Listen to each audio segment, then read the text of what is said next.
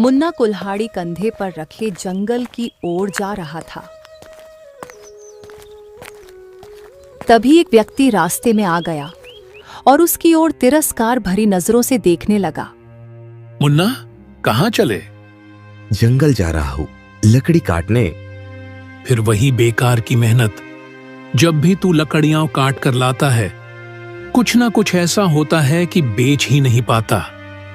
और आज देखना, फिर कोई मुसीबत तेरे साथ जरूर होगी। मुन्ना गहरी सांस लेते हुए आगे बढ़ गया। व्यक्ति हंसता हुआ चला गया। कुछ देर बाद मुन्ना पास के जंगल के बीचों बीच लकड़ियां काटने में जुटा था। कटाई पूरी होने के बाद वो लकड़ियों का गट्ठर बांध ही रहा था कि अचानक उसे एक भेड़िए की आवाज सुनाई दी। भेड़िए को देखते ही मुन्ना घबरा गया और लकड़ियां छोड़कर भागने लगा। मुन्ना बिना पीछे देखे भागता रहा। मुन्ना गांव पहुंचते ही हाँफने लगा। तभी कुछ गांव वाले उसे देखकर हंसने लगे।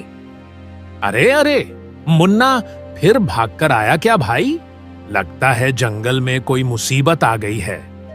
कहीं ऐसा तो नहीं कि जंगल के जानवरों ने भी इसे मनहूस मान लिया हो? मुन्ना ने कोई जवाब नहीं दिया और चुपचाप अपनी झोपड़ी में चला गया। आज तो बाल बाल बच गया, नहीं तो आज मेरा मरना तय था। वो घर पर बैठा ही था कि तभी गांव का सेठ श्याम लाल अंदर आ पहुंचा और मुन्ना को क्रोधित नजरों से देखता हुआ बोला। ए मुन्ना, कितनी बार तुमको याद दिलाऊं? तुम्हारा कर्ज चुकाने का समय अब आ गया है। सेठ जी, मैं जल्दी आपका कर्ज चुका दूंगा। वो क्या है कि आज मैंने जंगल में बहुत अच्छी लकड़ियां काटी थी, मगर।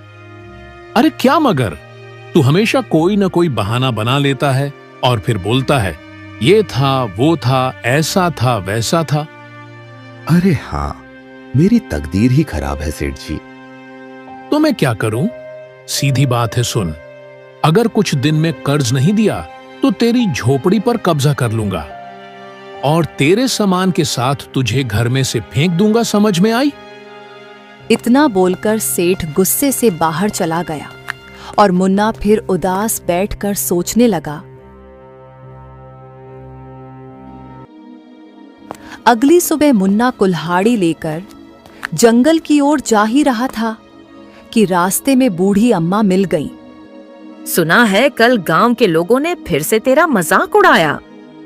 तभी एक व्यक्ति वहां आया और मुन्ना का मजाक उड़ाने लगा। शर्म करो, किसी की मेहनत का मजाक उड़ाना आसान होता है, लेकिन तकदीर का फैसला इंसान नहीं करता। ये सुनकर वो व्यक्ति गुस्सा होता हुआ चला गया और मुन्ना चुपचाप जंगल की ओर बढ़ गया। मुन्ना ने मेहनत से लकड़ियां काटकर और गट्ठर बांधकर सिर पर रख लिया। वो खुद से बोला, आज तो किसी भी हालत में लकड़ियां बेचकर ही आऊंगा, चाहे जो हो जाए। जैसे ही वो जंगल से बाहर आया, अचानक एक भयंकर आंधी आई। तेज हवाओं से उसकी लकड़ियां चारों ओर बिखर गईं। मुन्ना बेबस होकर देखता रहा। अरे, ये क्या हो क्या रहा है मेरे साथ? मेरी मेहनत हमेशा बेकार चली जाती है। क्या करूं? निराश होकर मुन्ना गांव लौट आता है और गांव वाले फिर से उसका मजाक उड़ाने लगे। अरे देखो देखो, लगता है आज फिर लकड़ियां नहीं बेच पाया बेचारा। मुझे लगता है रब ने इसे सिर्फ मेहनत करने के लिए बनाया है, फल पाने के लिए नहीं। मुन्ना बेचारा चुपचाप घर चला गया। उसके घर खाने को कुछ भी नहीं था, वो भूखा ही सो जाता है। अगले दिन मुन्ना फिर से जंगल गया और लकड़ियां काटकर गांव की सीमा तक ले आया। मुन्ना फिर खुद से कहता है, आज कुछ भी हो जाए, आज तो मैं अपनी लकड़ियां बेचकर ही रहूंगा, चाहे जो हो जाए। और लकड़ी बेचकर सेठ के पैसे भी दे दूंगा। तभी अचानक बादल गरजने लगे और तेज बारिश हो गई। एक व्यक्ति हंसते हुए बोला, जैसे ही तू लकड़ियां घर लाया, बारिश आ गई। लगता है तेरी बुरी किस्मत पूरे गांव पर भारी पड़ने वाली है।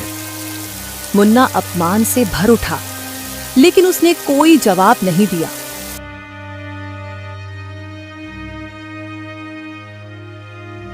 अगले दिन मुन्ना फिर जंगल जाने के लिए तैयार खड़ा था। तभी एक गांव वाला हंसते हुए उसके पास आ पहुंचा। मुन्ना, एक काम कर भाई, इस बार तू जंगल में भटक जाना और कभी वापस मत आना, क्योंकि तू अगर गांव में रहा तो हमारे गांव में कहीं बाढ़ न आ जाए। मुन्ना ने उसकी बात अनसुनी कर दी और जंगल की ओर चल पड़ा। जंगल पहुंचकर मुन्ना एक बड़े वृक्ष के नीचे बैठकर उदास होकर आंसू बहाने लगा। गांव वाले सच कहते हैं, मेरी किस्मत ही फूटी हुई है। जब भी लकड़ियां काटकर बेचने जाता हूं, कोई न कोई मुसीबत आ जाती है। श्याम सेठ का कर्ज भी सिर पर चढ़ा है। अरे अब करूं तो क्या करूं? तभी एक बूढ़ा वहां आ पहुंचा और मुन्ना को रोते देख ठहर गया। बेटा, ओ बेटा, ये तुम्हारी आंखों में आंसू क्यों हैं? बाबा, जिसकी तकदीर फूटी हो उसकी किस्मत में आंसू ही होते हैं। मैं लकड़हारा हूं, लेकिन बस नाम का। जब भी लकड़ियां बेचने जाता हूं, कोई न कोई बाधा आ जाती है। सेठ का कर्ज बढ़ता जा रहा है और गांव में सब मेरा मजाक उड़ाते हैं। बस बस, अपनी तकदीर पर मत रो बेटा। शायद तुम्हारी तकदीर में बड़ा आदमी बनना लिखा हो। मुन्ना चौंक गया और गुस्से में खड़ा हो गया।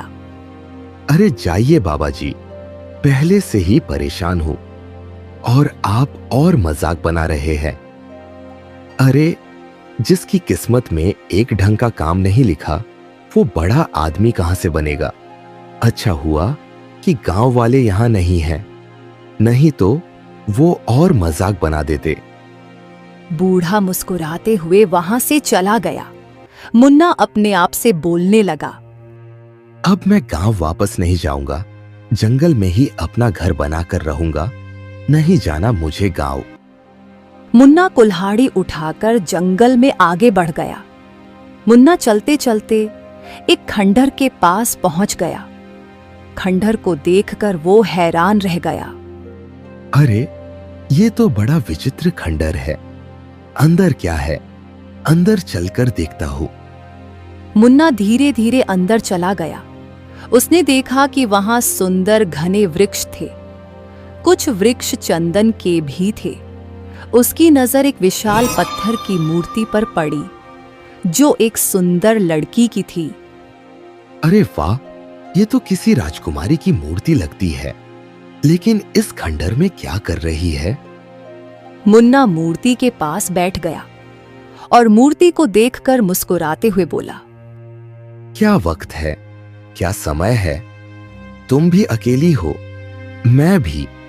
तुम पत्थर की हो, मैं पत्थर का नहीं। लेकिन जब लोग मेरा मजाक उड़ाते हैं, तब मैं पत्थर जैसा हो जाता हूं। मेरा दिल बहुत दुखता है। क्या करूं?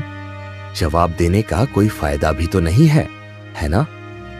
मुन्ना काफी देर तक मूर्ति से बातें करता रहा। फिर पेड़ों को देखकर बोला, हाँ, ये लकड़ी बहुत महंगी बिकेगी, इसे काटता हूं।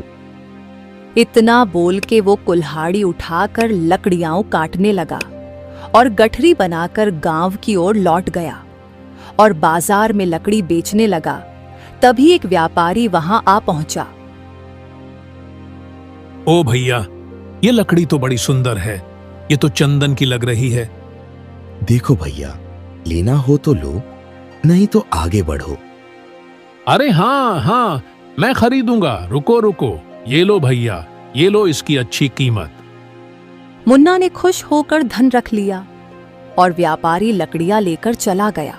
तभी वहां एक व्यक्ति आ पहुंचा। अरे मुन्ना, ये तो चमत्कार हो गया। वाह भाई वाह, जंगल से लकड़ी भी ले आया और अच्छे दामों में बेच भी दी। अब लगता है कि तेरी किस्मत बदल रही है। ये कहकर व्यक्ति हंसता हुआ चला गया।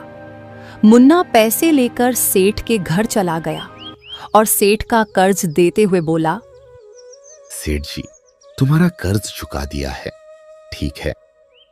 सेठ चौंकते हुए बोला, हाँ, अरे अरे, मुझे तो यकीन नहीं हो रहा। तेरी लकड़ियां बिक गईं और इतना धन कमा भी लिया। लगता है तेरी तकदीर बदल रही है, क्यों? मुन्ना बिना कुछ कहे वहां से चला गया, लेकिन उसके कानों में व्यक्ति और सेठ की बातें गूंज रही थीं। क्या सच में मेरी तकदीर बदल रही है? अगले दिन मुन्ना फिर से उसी एक सुनसान खंडहर में पहुंच गया। मुन्ना कुल्हाड़ी लेकर अंदर पहुंच गया। जैसे ही उसकी नजर सामने खड़े चंदन के पेड़ पर पड़ी, अरे, ये कैसे हो सकता है? मैंने तो कल ही इस पेड़ को काटा था, फिर से वही पेड़ खड़ा है।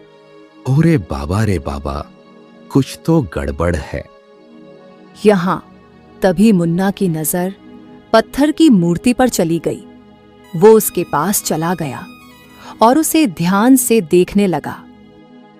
तुम्हें पता है, अरे कल पहली बार ऐसा हुआ कि मैंने लकड़ियां काटी और बाजार में अच्छे दामों में बिक भी गई। शायद तुम मेरे लिए भाग्यशाली हो। काश कि तुम मेरी बीबी होती।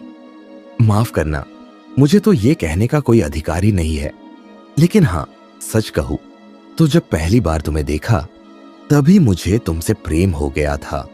अब क्या कर सकते हैं। कुछ देर बाद वो फिर से चंदन का पेड़ काटकर लकड़ियों को बाजार में बेचने चला गया। अब मुझे सच में लगता है मेरी किस्मत मेरा साथ दे रही है। मुन्ना अगले दिन फिर से खंडहर में आ पहुंचा। उसने देखा कि पेड़ फिर से उग चुका था। ओरे बाबा रे, फिर से वही पेड़। ओरे बाप रे बाप, ये तो जरूर कोई जादू लग रहा है। मुझे लगता है ये हवेली जादुई हवेली है। इतना बोलकर वो मुस्कुराते हुए मूर्ति के पास उसके सामने बैठ गया। तुम बहुत ही रहस्यमय हो, लेकिन न जाने क्यों तुम्हें देखकर मेरा मन हल्का हो जाता है। शायद इस खंडर की वीरानी तुम्हारी वजह से कम हो गई है। बहुत दिन बीत जाते हैं। मुन्ना हर रोज खंडर में जाकर मूर्ति से बातें करने लगा और चंदन की लकड़ियों को बाजार में बेचने लगा। उसकी किस्मत चमकने लगी। जो लोग मुन्ना का मजाक उड़ाते थे, अब वही मुन्ना का सम्मान करने लगे। एक दिन मुन्ना मूर्ति के पास बैठकर गहरी सांस लेते हुए उससे बोला, तुम मेरी साथी बन गई हो। तुम्हें देखे बिना मेरा दिन नहीं कटता है। काश तुम पत्थर की नहीं बल्कि जीवित होती। मुन्ना ने इतना कहा ही था कि तभी पत्थर की मूर्ति से एक सुरीली आवाज मुन्ना के कानों में टकराई। मैं कब से तुम्हारी बातें सुन रही थी मुन्ना। तुम्हारी सच्चाई ने मेरे अंदर की आत्मा को जगा दिया है। अब मैं तुमसे बात कर सकती हूँ। पत्थर की मूर्ति को बात करते हुए देखकर मुन्ना घबराकर इधर-उधर देखने लगा। तुम चौंको मत मुन्ना, ये सच है। ऐसा लगता है जैसे मैं फिर से जीवित हूँ। तुम विश्वास नहीं करोगे, लेकिन जब तुम चले जाते हो तो मुझे बहुत बुरा लगता है। मैं हर रोज तुम्हारे आने का इंतजार करती हूँ। मेरा बिल्कुल भी मन नहीं लगता है। अच्छा, और तुम्हारे श्राप का अंत कैसे हो सकता है?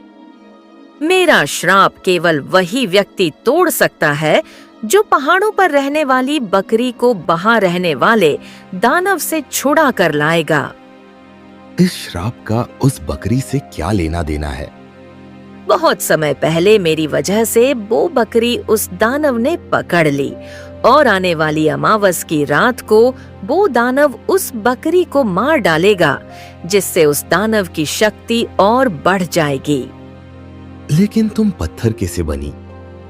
ये सब होता देख एक बूढ़े ने मुझे बद्दुआ दी थी कि जब तक ये बकरी आजाद नहीं होगी तुम पत्थर की रहोगी। उसकी बद्दुआ से रब ने मुझे ऐसा कर दिया। ठीक है, मैं तुम्हारे लिए वो सब करूंगा जिससे तुम ठीक हो जाओ। पर मुन्ना, वो दानव बहुत खतरनाक है। तुम्हें छुपकर उस बकरी को यहाँ लाना होगा।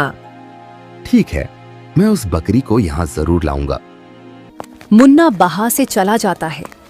पहाड़ पर एक बहुत ही खतरनाक दानव रहता था। मुन्ना पहाड़ों की तरफ पहुंच जाता है। कुछ देर तक चलने पर मुन्ना उस गुफा के पास पहुंच जाता है। पहले मुझे देखना होगा कहीं दानव जगा हुआ तो नहीं है। मुन्ना चुपके से गुफा के अंदर देखता है। बो देखता है दानव सो रहा होता है। मुन्ना यह देखकर अंदर जाता है। उसको बकरी दिख जाती है। बो चुपके से बकरी के पास जाता है और बकरी को बाहर ले आता है। फिर मुन्ना उस पत्थर की मूर्ति के पास पहुंच जाता है।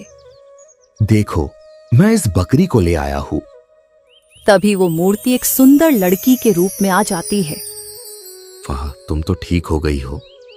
हाँ मुन्ना, तुम्हारी वजह से मैं बिल्कुल ठीक हो गई। मेरी एक गलती ने मुझसे मेरा सब कुछ छीन लिया। अब मेरा तुम्हारे अलावा कोई नहीं। क्या तुम मुझसे शादी करना चाहते हो? हाँ, जरूर। पर मैं बहुत गरीब हूँ और मेरी किस्मत भी बहुत खराब है। तुम मेरे साथ नहीं रह पाओगी। तभी वो पास खड़ी बकरी बोल पड़ती है। तुमने मुझे उस दानव की कैद से छुड़ाया। मैं बोलने वाली बकरी हूँ और मैं एक समय में 1 महीने की बराबर दूध देती हूँ।